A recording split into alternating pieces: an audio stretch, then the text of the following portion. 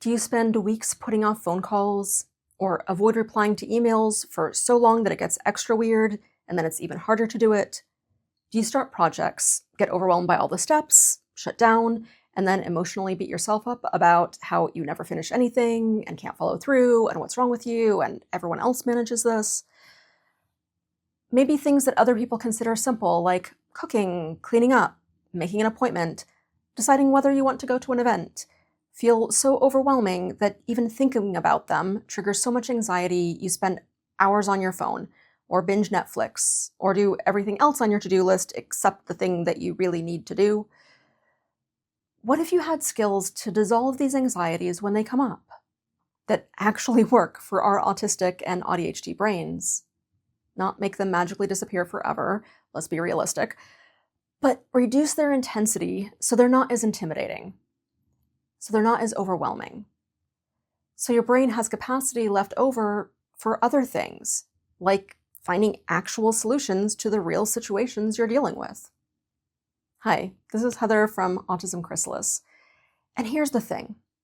If you're autistic or ADHD, you probably struggle with anxiety in ways that other people just don't get. Maybe you've been accused of procrastinating, being a perfectionist, overthinking, or being lazy. Maybe you've heard that so often you've internalized these messages and accused yourself of these things. But I don't believe any of that. Well, to be fair, sometimes I do want things to be just so, because there's a good reason for it. And I can think through a lot of the potential issues in advance, and sometimes my energy is low. But those are actually different things than what I've been accused of.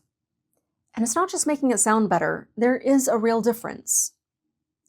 The way I see it, there's always a legitimate reason why you're not doing something.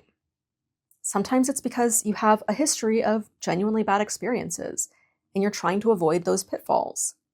Or you don't know how to deal with the very real problems. And so it's easy to focus on those and everything else that could go wrong. And even when you intellectually know that most of these worries probably won't happen this time, it's not so easy to turn off the scenes of disaster playing on endless loop in your head, or the clenching in your gut, or to fall asleep with your mind on overdrive. The usual advice? Just let it go. Try harder. Take a few deep breaths. Has any of that actually helped you? It never did much for me. Talking yourself out of ruminating doesn't work. Forcing yourself to do things only works for a while, then the resistance grows stronger. Tips for procrastination won't work because it's not really that. And reframing anxieties doesn't get to the real issue when you have many real experiences of what you're anxious about coming true. Can I take a moment to acknowledge that this really is hard?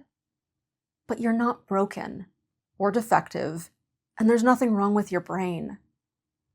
That's why I created Anxiety Reduction for Autistics. This is a 4-module course that was originally presented live over 4 weeks and is now available to you right now on demand. It's designed to help you learn real skills that are neurodivergent friendly to reduce anxiety, both the practical, immediate overwhelm, and then how to deconstruct the underlying thought patterns that keep the rumination going, and the guilt and shame and negative self-talk. I've been through that myself. I'm autistic and ADHD and lived with moderate to severe anxiety most of my life, until I figured out this framework several years ago. At times, the anxiety was so intense that I barely left my house for months or years at a time. The phone taunted me.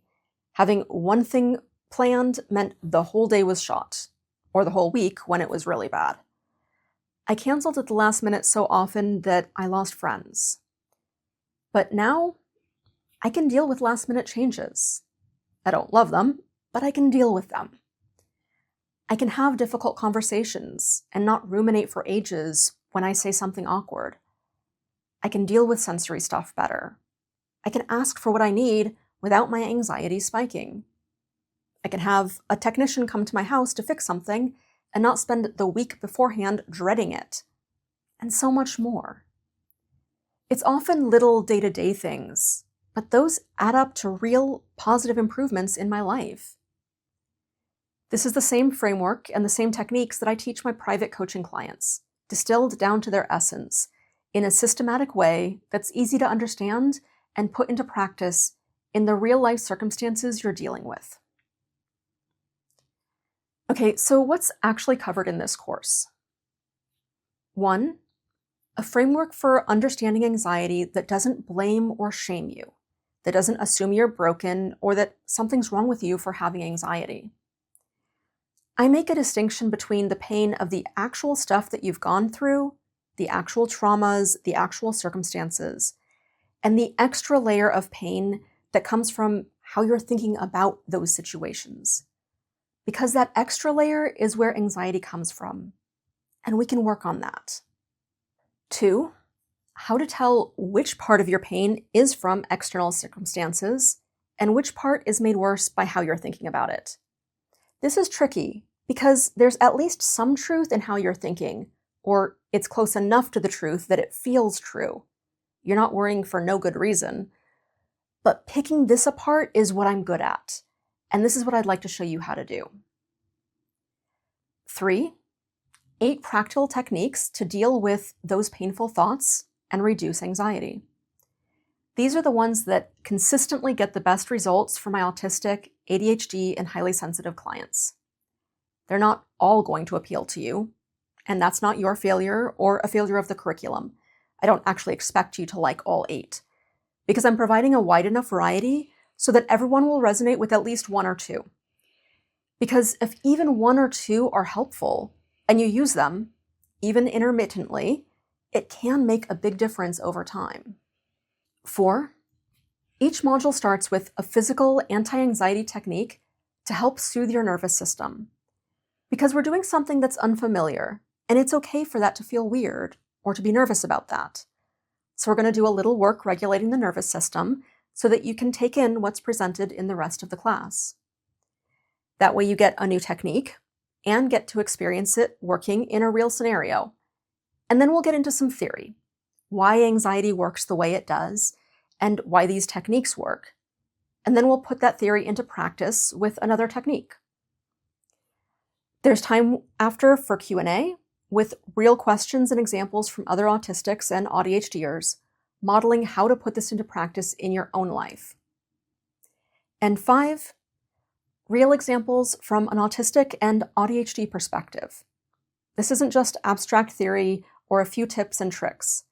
It's the combo of understanding what's going on and practical tools that actually work for neurodivergent brains and why they work, from someone who has lived this and worked with hundreds of autistic adults and teenagers.